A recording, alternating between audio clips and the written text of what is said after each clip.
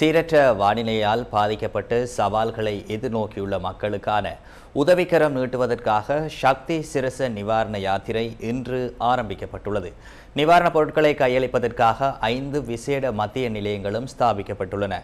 Colombo 2 பிரேபுருக் place Sirasa சக்தி தலைமையகம், பம்பலப்பிட்டி பழைய கதிரேசன் கோவில், தெஹிவலை ஸ்ரீ வெங்கடேஸ்வரா மகா விஷ்ணு கோவில், கொழும்பு 13 புதுச்சட்டி தெரு சாய் நிலையம், கொழும்பு 12 ஜும்மா பெரிய பள்ளிவாசல் ஆகிய இடங்களிலேயே இந்த மத்திய நிலையங்கள் ஸ்தாபிக்கப்பட்டுள்ளன.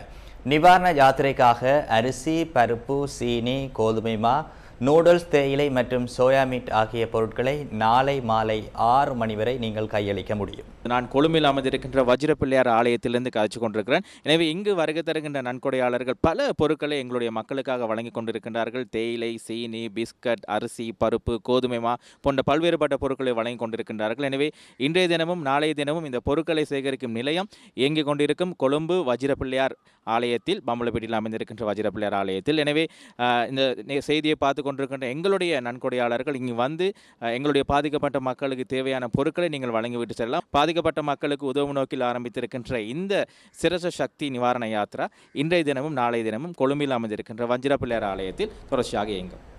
கடும் மழையுடன் கூடிய வானிலை காரணமாக மக்கள் பாதிக்கப்பட்ட நிலையிலே மீண்டும் அவர்களின் இருப்பிடங்களுக்கு சென்றால் கூட அவர்களது இயல்பு வாழ்க்கைக்கு திரும்புவதில் அவர்கள் எதிர்நோக்குகின்ற சவால்கள் ஏராளமாக இருக்கின்றது.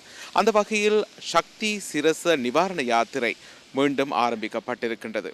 நீங்கள் எம்மிடம் கொண்டு வந்து கொடுக்கின்ற அரிசி, பருப்பு, கோதுமை மா உள்ளிட்ட உலருணவு பொருட்களை நாங்கள் நாளை மறுதினம் பாதிக்கப்பட்ட பகுதிகளுக்கு சென்று அந்த மக்களிடம் கையளிப்பதற்கான ஏற்பாடுகளை செய்திருக்கின்றோம். ஆகவே நாளை மாலை 6 மணி வரை உங்களுக்கான சந்தர்ப்பம் இருக்கின்றது. நான் தற்போது இருக்கும் இடம் கொழும்பு 2 பிரேபுருக் பிளேஸில் உள்ள சிரச சக்தி தலைமையக வளாகம். இந்த இடத்திலும் கூட நீங்கள் பொருட்களை கொண்டு வந்து வழங்கலாம். கொழும்பை அண்மித்த பகுதிகளில் வாழ்கின்ற மக்கள் இந்த இடத்திற்கு நீங்கள் உலருணவு பொருட்களை கொண்டு வந்து வழங்கும் போது நாங்கள் அவற்றை நாளை மறுதினம் பாதிக்கப்பட்ட பகுதிகளில் இருக்கின்ற மக்களுக்காக எடுத்து செல்வதற்கான ஏற்பாடுகளை செய்திருக்கின்றோம். இது மாத்திரமல்லாமல் கொழும்பு நகரிலே பல்வேறு பகுதிகளிலே 5 இடங்களிலே பொருட்கள் சேகரிக்கப்படுகின்றன.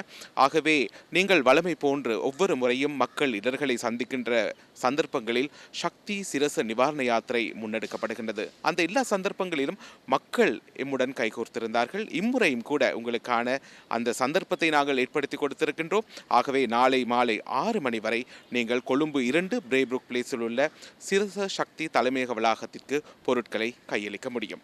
நியூஸ் ஃபர்ஸ்ட் செய்திகளுக்காக நாகலிங்கம் ஜெகநாத் கண்ணா, கொழும்பு 2 பிரேபுருக் பிளேஸில் உள்ள சிரச சக்தி தலைமையக வளாகத்தில் இருந்து.